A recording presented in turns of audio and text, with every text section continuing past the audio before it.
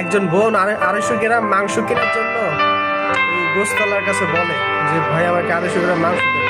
এই ভাইটা 4 কেজি মাংস কিনবে, এই বোনটাকে এখন দৌড়িয়ে গিয়ে দিয়ে আসবে।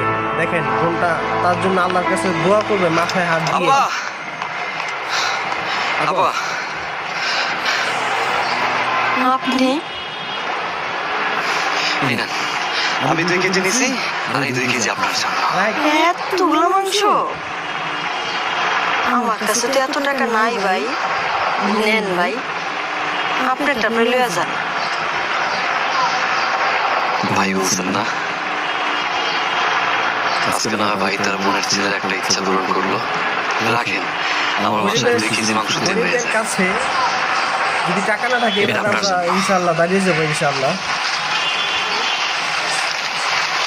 আল্লাহ আপনার ভালো করুক। অনেক বড় মনের মানুষ আপনি।